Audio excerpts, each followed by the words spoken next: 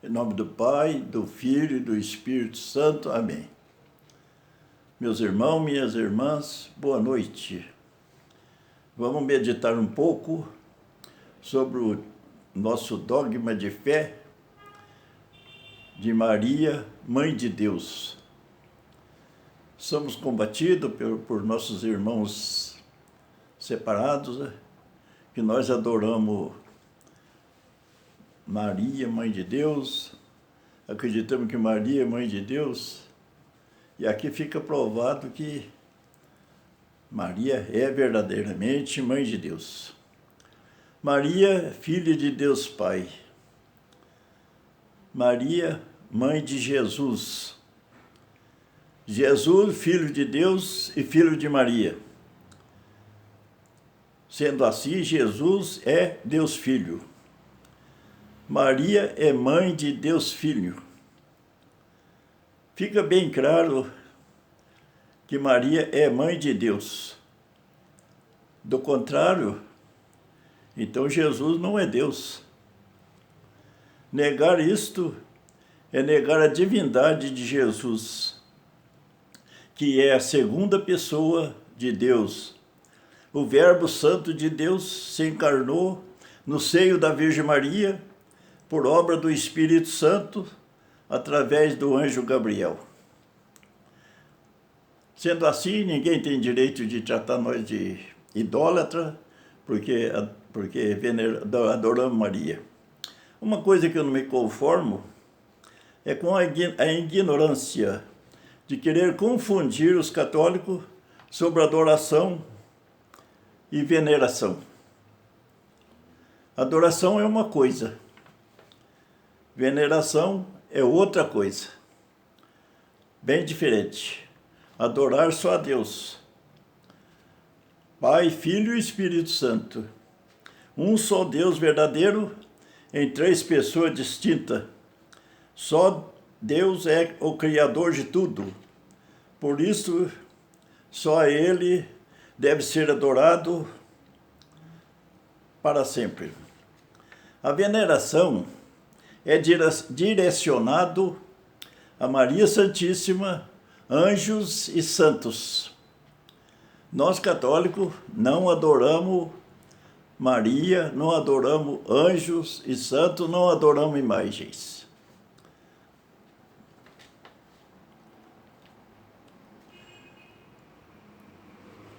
Maria Santíssima, anjos e santos são criaturas de Deus.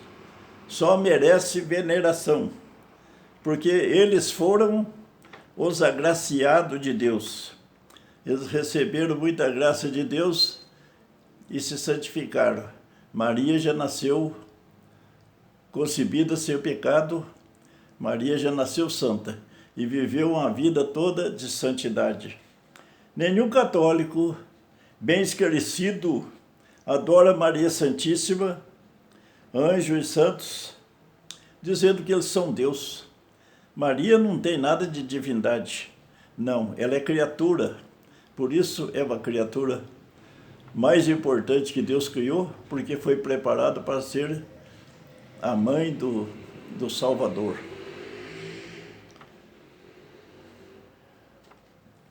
Tanto é que Maria e nenhum santo faz milagre por si próprio. Basta ver, nas bodas de Caná da Galileia, o primeiro milagre que Jesus realizou ainda foi a pedido de sua Mãe Santíssima. Foi a pedido de Maria. Jesus nunca realizou nenhum milagre que não fosse a pedido de alguém, pela fé de alguém. E o primeiro milagre lá que ele realizou das bodas de Caná, transformando água em vinho, foi a pedido de Maria. Se Maria fosse Deus, se ela fosse milagrosa, se ela fizesse milagre por ela mesma, ela tinha resolvido o problema. Não tinha que falar para Jesus, ela mesma fazia o milagre acontecer. Mas não, ela ficou bem provado que Maria não faz milagre por ela mesma, né? Sempre ela intercede a Jesus, intercede a Deus e nós alcançamos as graças.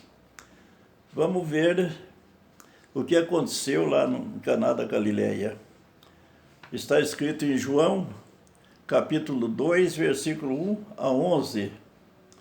A transformação da água em vinho durante estas bodas é considerado como o primeiro dos milagres que Jesus fez. E foi a pedido de sua mãe. Foi a pedido de Maria. Ela falou com Jesus, ele falou que ainda não tinha chegado a hora dele, mas ela acreditou que Jesus ia realizar o milagre e disse ao servente que ali estava: faça tudo o que ele disser. Isto deixa claro que Maria não faz milagre por ela mesma, mas intercede a Deus, seu Filho Jesus, as graças que merecemos. A devoção a Maria Santíssima no Brasil é muito grande, principalmente a devoção a Nossa Senhora Aparecida. Esta imagem tão pequenina, que foi encontrada misteriosamente em 2 pedaços no Rio Paraíba do Sul. Foi encontrada pelos 3 pescadores, João Alves, Domingo Garcia e Felipe Pedroso. Sua imagem é feita de argila, de terra ou barro, e foi pega nas redes dos pescadores. Primeiro pegaram o corpo sem a cabeça. Jogaram a rede novamente, veio a cabeça menor do que as malhas da rede, mas mesmo assim ela não escapou pelos buracos da rede. Isto foi um milagre, a pesca em 2 pedaços. E outra coisa ainda, a imagem, por ela ser de barro, de argila, deveria estar no fundo das águas, e a rede não pega nada que esteja inteirado lá na areia, a rede pega o que está flutuando. Por que essa imagem veio flutuando nas águas? E além disso, pega primeiro a cabeça, primeiro o corpo, depois pega a cabeça. Isso foi um milagre de Deus. Outro milagre também aconteceu.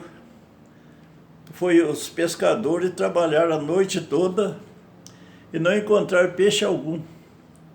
Depois de cansado, já quase pronto para desistir, os outros pescadores já tinham desistido, mas esses 3 ficou teimando mais um pouco. Jogaram a rede e encontraram a imagem. Jogaram a rede novamente. Depois que pescou imagens, eles viram que era a imagem da Virgem Maria, já era devota de Nossa Senhora, era uma imagem da Virgem. Eles fizeram oração e depois jogaram a rede novamente, daí a rede se encheu de peixe. Isso também foi uma segunda pesca milagrosa, porque tem aquela que o Cristo falou da pesca milagrosa, e tem essa também de Aparecida, foi uma pesca milagrosa. Que depois de trabalhar a noite inteira, sem pegar nenhum peixe, pescaram a imagem em 2 pedaços e rezaram, fizeram oração, viram que era a imagem da Virgem Maria, era devota de Maria, e jogaram a rede novamente, a rede se encheu de peixes. Devido à escravidão da época, que naquele tempo a escravidão era muito rigorosa, a escravidão dos negros, só quem conhece, o que pesquisou, que viu como que era tratado os escravos aqui no Brasil. Era tratado como criação. Colocava num lugar aí, e os compradores vindo comprando os melhores, e os restos ficavam lá, ninguém queria. Então a escravidão era muito rigorosa, por isso Deus enviou uma imagem de cor preta para o Brasil, a cor da escravidão. E com o passar dos tempos, já com sua igrejinha construída, aconteceu outro milagre de Deus através desta pequena imagem. Esta foi com um escravo negro, que passava por Aparecida, passava por aquela região naquele tempo, e pediu para fazer uma oração diante da Virgem de Aparecida. E eles lhe permitiram, os homens que conduziam o preto preso com a corrente, permitiu que ele fosse até o altar de Nossa Senhora e fizesse a oração. E quando o preto estava diante do altar, nem sei como ele estava rezando, porque não sei se ele sabia rezar ou não, mas ele estava intercedendo a Maria. Aí aconteceu o grande milagre de Deus, através da pequena imagem de Nossa Senhora. Foi a corrente, caiu do pescoço do negro, do preto, escravo, que estava preso com a corrente no pescoço. A corrente caiu abotoada. Do mesmo jeito que estava no pescoço, ela caiu. Isso foi um grande milagre. Uma imagem tão pequena, insignificante, mas representa a Virgem Maria que está no céu. Ela representa a Virgem Maria que está no céu. Mas através desta pequena imagem de Aparecida, a intercessão de Maria Santíssima, Mãe de Jesus, alcançou muitos milagres de Deus, a ponto desta devoção espalhar ao mundo todo. No Brasil, a devoção a Nossa Senhora Aparecida, Rainha e Padroeira do Brasil, é muito grande, a ponto de fazer inveja aos nossos irmãos separados, que já praticaram um atentado, achando que ia acabar com a nossa crença, com a nossa fé, a nossa crença em Nossa Senhora. Então, um pastor evangélico, infelizmente, pegou a imagem e atirou no chão, quebrando em mais de 100 pedaços, pensando que com isto acabaria com a devoção a Nossa Senhora Aparecida. Veja que absurdo. Ele tentou descuidar, ele pegou a imagem lá de onde estava, no altar, e tacou no chão, quebrou em mais de 100 pedaços, para mostrar para nós que nós estava venerando uma imagem que era de barro. Será que ele achava que a imagem era viva, era carne, osso? É tanta ignorância, viu? Também parece que esse pastor já foi castigado. Por que será que os evangélicos, além de eles não terem uma unidade nas suas crenças, não tem uma igreja, não combina com a outra, não tem unidade igual a igreja católica, que é uma só no mundo. A igreja é una, santa, católica, apostólica no mundo todo. A mesma religião no mundo inteiro, no mundo católico. E eles não têm unidade das suas religiões e ainda inventaram tantas igrejas, tantos nomes, que só no Brasil há milhares e milhares de denominações diferentes que interpretam, isso se não for verdade, pode ver que eu estou mentindo, e que interpreta a Bíblia, a mesma Bíblia, diferente uma das outras interpretações. Apesar de ser a mesma Bíblia católica, que eles ainda suprimiram, retiraram da Bíblia 7 livros. Porque os evangélicos não têm Bíblia. Eles não escreveram nenhum livro, nenhum. Não, eles não escreveram. A Bíblia foi escrita pelos os primeiros cristãos, os primeiros católicos, inspirada pelo Espírito Santo. Escreveu a Bíblia, que hoje eles tanto acreditam. E é verdade, eu também acredito na palavra de Deus escrita do que está na Bíblia. Para mim foi inspirada e não tem nenhuma dúvida. Mas só que essa Bíblia é a nossa Bíblia. Eles usam e criticam nós. Mas não é possível. Eles retiraram da Bíblia 7 livros. A nossa Bíblia tem mais 7 livros que a deles. Eles pegaram, no lugar de colocar uma coisa boa, tiraram. Tem pouco mais, e além disso, o protestantismo tem pouco mais de meio século. E usa a Bíblia escrita pelos católicos, que tem uma tradição de mais de 2000 anos. A tradição católica, desde que o Cristo edificou a Igreja Católica, tem mais de 2000 anos. Deveria ter vergonha de dizer que os católicos não conhecem a Bíblia e adoram imagem. Isso é um absurdo. Só na cabeça. Tenha paciência, meus queridos. Só na cabeça de vocês vem para ter uma besteira dessa. De achar que nós adoramos, nós não conhecemos a Bíblia e adoramos a imagem. Isso é um absurdo. Ninguém adora imagem nenhuma. Apesar de Deus proibiu fazer imagem para adorar, mas não proibiu de fazer imagem para veneração. Nós veremos depois. Deus proibiu fazer imagem para adorar como Deus. Isto está bem claro. Isso aconteceu quando o povo hebreu estava no deserto do Sinai. O povo hebreu saiu do Egito e entraram no deserto do Sinai e lá eles cometeram pecados. E Moisés, que conduzia esse povo, se ausentou para falar com Deus no Monte Sinai. Ele foi para o Monte Sinai para falar com Deus.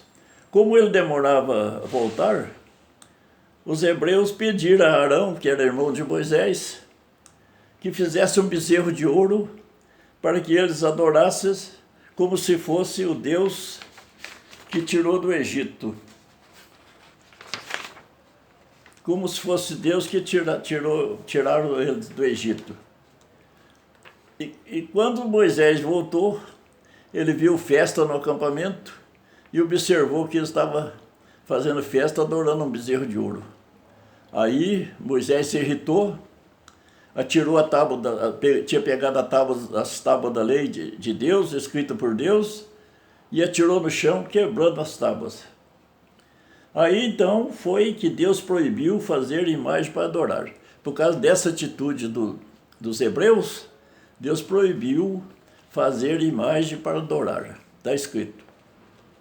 Por outro lado, por causa dos pecados dos hebreus, Deus enviou serpentes venenosas para picar aquelas pessoas, que muitos morreram. E Moisés intercedeu a Deus a favor do povo. E Deus ordenou a Moisés a fazer uma imagem de serpente, uma imagem de bronze, a imagem de serpente feita de bronze, e colocar em um poste. Todo aquele que estivesse ferido, olhasse para a imagem da serpente no poste, ele ficava curado. Então, todos aqueles que estivessem feridos, olhassem pela serpente, eles eram curados. E ficava livre da morte. Aí a gente vê, Deus proibiu fazer imagem para adorar, mas permitiu, mandou Moisés fazer uma imagem de uma serpente pôr no poste. E essa serpente no poste representa já futuramente, quando chegou nos tempos das plenitude do tempo, representa o Cristo na cruz. Então, aí fica bem claro que Deus não proibiu de fazer imagem para veneração. Agora, a diferença é essa, que é duro de entrar na cabeça de muita gente. Outro caso que Deus mandou Moisés fazer imagem. Tem outro caso também na Bíblia que Deus mandou Moisés fazer imagem. Foram os querubins imagem de anjos, para colocar em cima da arca da aliança. E Deus disse, fará 2 querubins de ouro, trabalhado a martelo, e coloca nas 2 extremidades do propiciatório. O propiciatório era o lugar de fazer oração. Um querubim numa extremidade e o outro querubim na outra extremidade. Está escrito em Êxodo, capítulo 25, versículo 18 a 22. Isso aqui ninguém pode negar. Deus mandou Moisés fazer 2 querubins, 2 imagens de anjo e colocar em cima da arca da aliança. Isto é só para mostrar, esses 2 casos que eu citei, é só para mostrar que Deus proibiu fazer imagem para adorar, mas não proibiu fazer imagem para veneração, como diz os evangélicos, especialistas em Bíblia, porque adoração só a Deus, mas a veneração é permitido a Nossa Senhora, a Mãe de Deus, e as imagens. Isto os evangélicos que são especialistas da Bíblia não poderão negar. Isto aqui eles não poderão negar, porque está escrito, você acredita na Bíblia, não pode negar. Qual o filho, agora isso é minha maneira de pensar, qual o filho que se alegra com desprezo e maltrato com sua mãe? Se eles dizem que Maria é uma mulher igual às outras, a Maria, mãe de Jesus, é uma mulher igual às outras, que teve mais filhos, teve tudo, e maltrata ela até como se fosse uma mulher, sei lá, nem fala a palavra. Então, eles estão dizendo que ama Jesus e maltrata a mãe dele. Ah, meus irmãos, como é triste a gente ouvir falar mal da nossa mãe. Ninguém concorda falar mal da nossa mãe. Qual o filho que se alegra com o desprezo e maltrato de sua mãe? Dizer que somos idólatra porque veneramos Maria e os santos? Deus foi o primeiro a saudar Maria. Deus foi o primeiro a saudar Maria. Então Deus foi idólatra, porque ele também foi saudar Maria, a criatura dele. Venerar Maria pelo seu porta-voz, que são os anjos, dizendo, Deus enviou o anjo a Maria dizendo, alegra-te, ó cheia de graça, o Senhor é contigo. Lucas capítulo 1, versículo 28, está escrito. Primeiro Deus, através do anjo, visitou Zacarias, o sacerdote, esposo de Isabel, casal idosos, e a mulher era estéril. Mas eles eram justos diante de Deus. E o anjo foi até Zacarias e anunciou que a sua mulher teria um filho que deveria se chamar João. Este foi o precursor de Jesus. Lucas capítulo 1, versículos 5 a 14. Esta mulher, Isabel, estava no 6º mês da gravidez. Um anjo visitou Maria, sua prima, e disse, alegra-te, ó cheia de graça, o Senhor é contigo. Conceberás em teu seio e darás à luz um filho e porás o nome de Jesus. Capítulo 1, versículo 26 a 36. Na história da salvação, Deus saudou essas duas mulheres, suas criaturas, e, no entanto, ninguém disse que ele foi idólatra. Agora, esses prepotentes conhecedores da Bíblia dizem que somos idólatras porque veneramos Maria. Maria foi o primeiro sacrário que carregou seu filho Jesus 9 meses no seu ventre. Ela foi a porta de entrada de Jesus neste mundo. Assim sendo, ela foi levada pelo seu filho Jesus, corpo e alma, para o céu. É outro dogma de fé que também eles não acreditam. Maria foi levada corpo e alma para o céu. Não. Hoje ela é a porta do céu, que por ela foi aberta novamente. A porta do céu por Maria foi aberta novamente. Esta é a mulher da promessa de Deus no jardim do Éden, que a descendência de Eva, da mulher do pecado, a descendência dela esmagaria a cabeça da serpente, que era o demônio, Satanás. Isto não basta para que nós veneremos Maria? Basta, isso basta muito. Por Maria, Jesus veio até nós. E é por Maria que vamos a Jesus. Caminho, verdade e vida. Só Ele é o Salvador, só Ele é o Redentor, e Maria é a colaboradora, é a corredentora. Sem Maria, Jesus não tinha vindo até nós. Maria foi a porta de entrada de Jesus nesse mundo. Assim sendo, Maria é a porta do céu para chegar a Jesus. Ninguém vai ao céu sem passar por Maria. Maria concebida sem pecado. Maria Virgem Mãe. Maria Filha de Deus. Maria Filha de Deus Pai. Maria Mãe de Deus Filho. Maria Esposa do Espírito Santo.